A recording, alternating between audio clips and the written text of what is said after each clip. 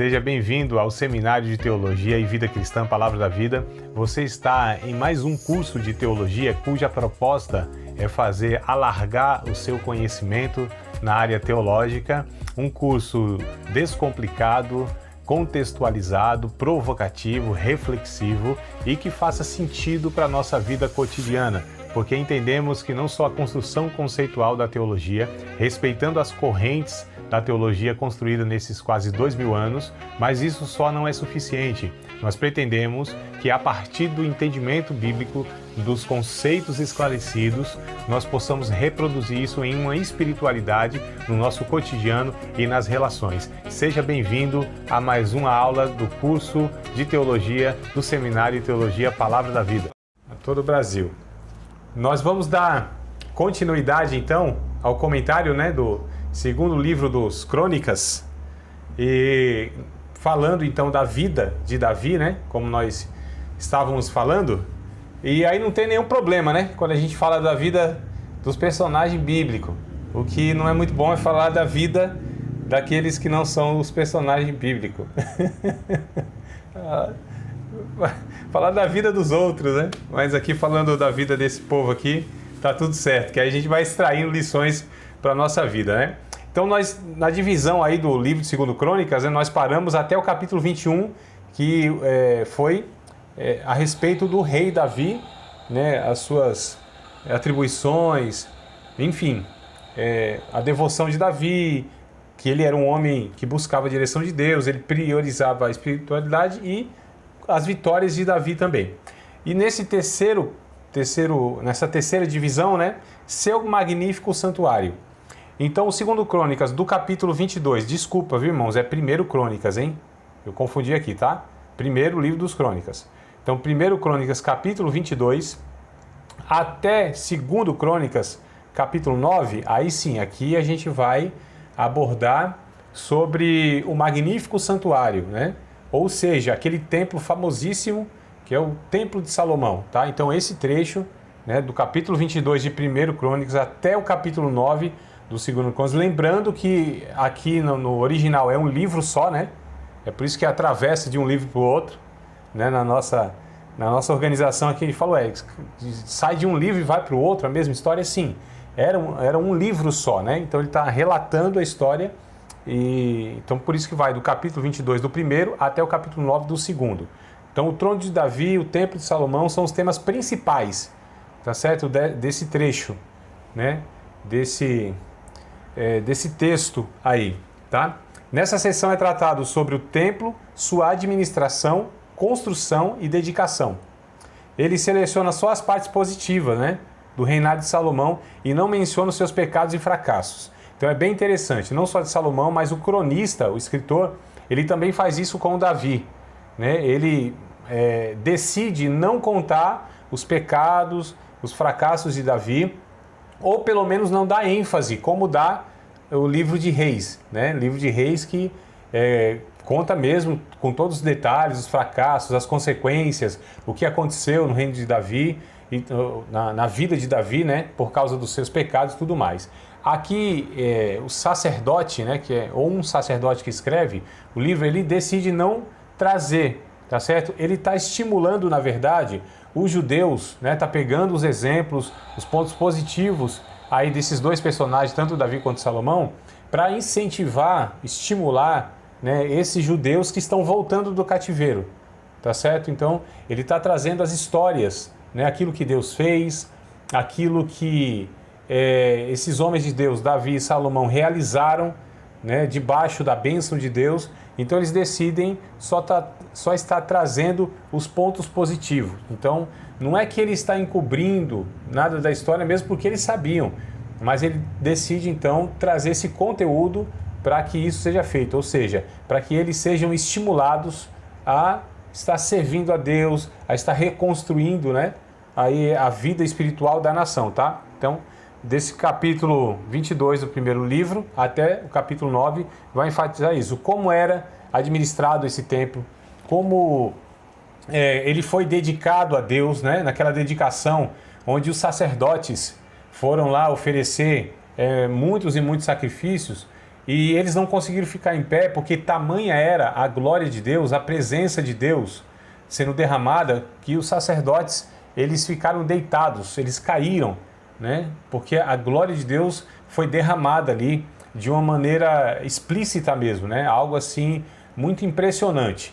Então esses sacerdotes, eles sentiram o peso da glória de Deus, né? E a presença de Deus, a ponto de eles não conseguirem ficar em pé. Tamanha era a presença de Deus. Deus estava aprovando, Deus estava confirmando, na verdade, Deus estava recebendo, né, aquela consagração aquela construção, porque ali, por muitos e muitos séculos, ou por muito tempo, muitos séculos não, né? Durou aí talvez 4 séculos, né? Mas já é bastante tempo, né? 400 anos é bastante tempo. Esse templo ficou de fato como uma referência, né, da nação. Então ali Deus fez promessas, inclusive, que colocaria o seu nome ali naquele templo, né? Ou seja, que as pessoas orariam naquele templo, que as pessoas teriam que orar voltadas onde elas estivessem. Era um símbolo mesmo, tá? Era um símbolo, né, da presença de Deus. A Arca da Aliança, ela estava ali. É interessante que quando o povo entra em Canaã, e a gente está falando isso aí já há 500 aproximadamente, 500 anos antes desse episódio aqui do templo, 400 a 500 anos antes, eles tinham entrado em Canaã e eles já não moravam mais em tendas, né? Porque era a habitação dos judeus, os peregrinos, moravam em barracas, em tendas. Desde lá de Abraão, Isaac, Jacó, eles moravam em tendas, né? No Egito e tudo mais. Saíram do Egito, passaram 40 anos, né, peregrinando no deserto também, armando a barraca, desarmando a barraca, armando a barraca, desarmando a barraca. Era um camping prolongado, né? Era um acampamento prolongado. 40 anos acampando naquele deserto. E eles entram então em Canaã e eles se estabelecem ali e começam a levantar casas fixas, moradias mesmo, né? Aquelas que a gente vê até a época de Jesus. Aliás, tem ruínas hoje em Israel ainda dessas casas, né? Eu não estou falando exatamente daquelas casas, eu digo do formato das casas, né? De pedra, umas de taipa, né? Mas eram já casas fixas. E aí, a Arca de Deus continuava em barraca, continuava em tendas, né? Que era o tabernáculo, aquele tabernáculo que montava e desmontava. E Davi, então, tem um desejo, e ele fala, como pode, né, se nós estamos todos morando em casas e a tua arca está em barraca, em tenda, então vou fazer um palácio. Aí é que Deus diz para ele, não, Davi, você não vai realizar isso.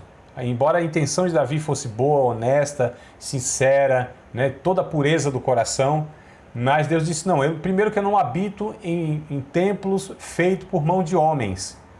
E segundo motivo, a tua mão tem muito sangue, você derramou muito sangue, então você não vai fazer isso. Mas eu vou conceder que o teu filho faça. E aí Davi reúne, então, né, todos os materiais, ouro, prata, enfim, tudo o que era necessário. Salomão só executa. A própria planta nem de Salomão foi. O próprio Davi que entregou tudo a ele, né? Então é o Salomão que executa a obra, tá certo? Não precisou de nada, nem de ele juntar tudo que foi necessário, né?